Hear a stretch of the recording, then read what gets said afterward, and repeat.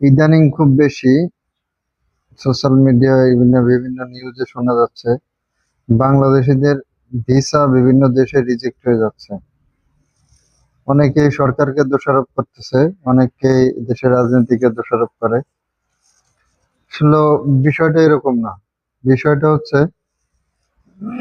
বাংলাদেশের মানুষ, ম্যাক্সিমাম লোকজন বিভিন্ন দেশের ট্যুরিস্ট ভিসার নামে দেশে আসে।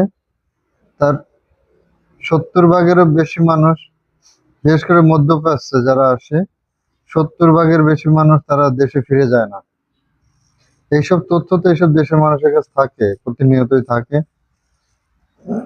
এই কারণে ইদানিং ম্যাক্সিমাম লোকজনের ভিসা রিজেক্ট হয়ে যায়। বর্তমান ভিসা রিজেক্টের হার অনেক বেশি। তবে কিছুদিন আগেও দেখা গেছে যে ভিসা সবারই অ্যাপ্রুভ হয়ে যায়, বিশেষ করে মালয়েশিয়াতে, দুবাই, আপনার থাইল্যান্ডে, তারপরে সৌদি আরবেও দেখা যায় যে ভিসা হয়ে যাইতো, কিন্তু বিমানবন্দর থেকে তাদেরকে ফেরত দেওয়া হতো।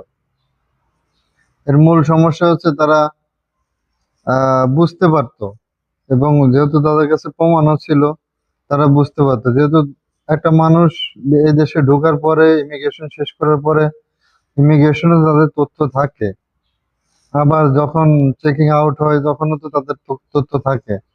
সব মিলে বিশ্লেষণ করে দেখছে যে 80%-এর বেশি মানুষ তারা দেশে ফিরে যায় না, তারা মূলত আসেই কাজের উদ্দেশ্যে।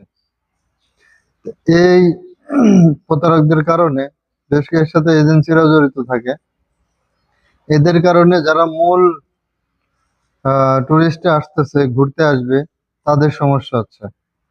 এখন এরা এমন একটা অবস্থানে গেছে যে একচাটিয়া ভিসা বন্ধ করে দিচ্ছে।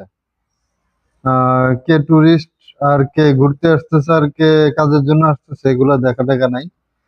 দেখা যাচ্ছে যে বেশিরভাগ ভিসা রিজেক্ট হয়ে যাচ্ছে। তার মূল কারণ হচ্ছে আমরা, আমাদের সমস্যার কারণে।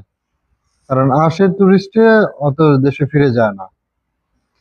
তাই শুধু শুধু আসল ঘটনা না জেনে শুধু শুধু সরকারকে দোষ দেওয়ার দরকার নাই। এখানে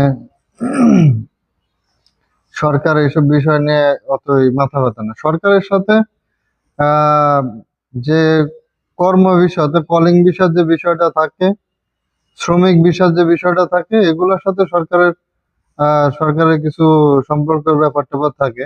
তো টুরিস্টের ব্যাপার সম্পূর্ণ আলাদা। ধন্যবাদ, সবাই ভালো থাকবেন।